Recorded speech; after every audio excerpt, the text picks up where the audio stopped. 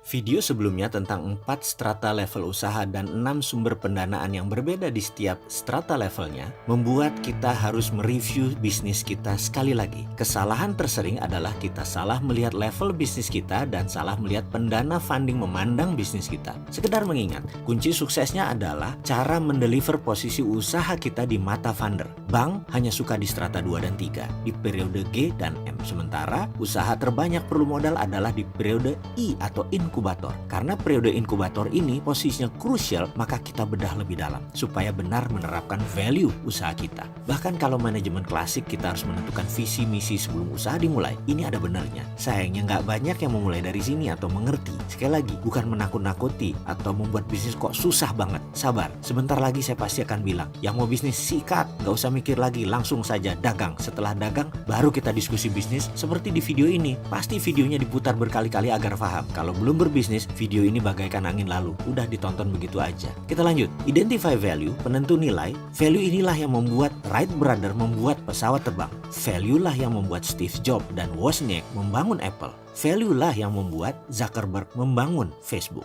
Jadi kunci utama sebelum ke inkubator adalah identify value, menentukan nilai. Nilai bisnis, nilai Anda, nilai pasar, nilai perusahaan. Bisakah sahabat menentukan nilai tadi? Gampang kan? Kita lanjut. Setelah identify nilai dilakukan, baru 3 hal yang dikenal dalam dunia manajemen dinamakan 3S, strategic, structure, system dilakukan. Ini saya berusaha menjelaskan secara sederhana satu persatu. Saya tahu jadi pengusaha itu sulit, matrik berpikirnya banyak, multitasking job. Jadi memang harus selalu bersemangat. Pengusaha itu bukan pedagang, bukan penjual. Jualan itu merupakan salah satu dari puluhan hal yang dikerjakan oleh pengusaha. Semua pengusaha itu bisa jualan, tapi tidak semua penjual bisa jadi pengusaha. Trading atau jualan adalah barang orang lain yang Anda jual, seperti toko kelontong, warung rokok, penjual asuransi, sales property, MLM, dan lain sebagainya. Itu adalah dasar dari pengusaha. Semua pengusaha harus bisa melakukan yang namanya jualan.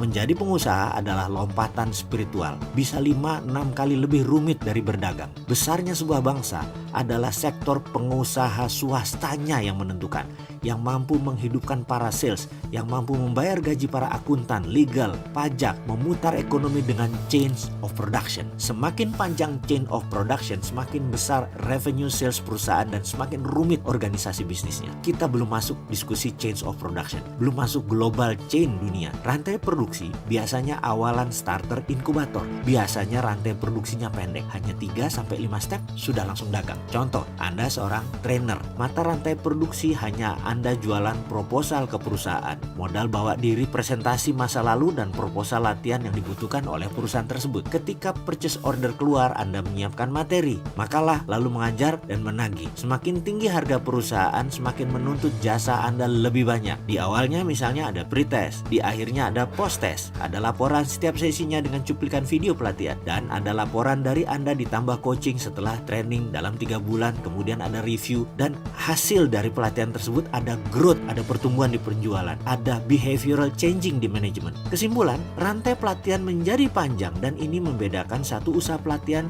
dengan satu usaha pelatihan yang lainnya, di mana yang diajarkan mungkin sama, namun bungkusan chain of productionnya panjang akan semakin mahal harga jualnya dan rumit organisasinya. Maka perusahaan yang panjang dan rumit tadi lebih banyak kliennya karena lebih dibutuhkan oleh para pengusaha yang ingin perusahaannya dilatih oleh mereka. Dan menghandle panjangnya rantai produksi setiap lini itu ada ilmunya sendiri-sendiri. Kembali ke topik identify value yang dilanjutkan dengan 3S, strategi, structure, system. Chain of production adalah sistem. Siapa yang menentukan sistem? Yaitu struktur usaha yang ditentukan oleh strategi bisnis setelah menemukan value. Banyakkah yang memulai usaha dari menentukan struktur? Ya ada. Adakah yang memulai dengan strategi pasar? Ada juga. Adakah yang fokus di barang produksi? Ada juga. Ini semua nantinya menentukan sustainable bisnis Anda, ketahanan bisnis Anda. Mengapa bisnis 1 tahun bisa bubar? Padahal produknya bagus, padahal pasarnya besar. Bisa terjawab sekarang ketika pemahaman berusahanya mulai masuk. Nah, rumit ya menjadi pengusaha? Masih minat? Mau ditambah kerumitan yang lain? Oke, kita mau lanjut ke identify value. Kok panjang ya? Karena kita harus pakai storytelling, karena materinya lumayan berat. Bagaimana kalau kita lanjutkan dengan pelajaran berikutnya, yaitu tentang M dan tentang P. Yang penting saat ini kita sudah mulai sedikit memasuki memasuki pemahaman salah satu sistem yang namanya chain of production, rantai produksi. Juga diskusi tentang beberapa topik serial di video tentang penentuan value. Masih panjang untuk sukses itu. Sabar ya.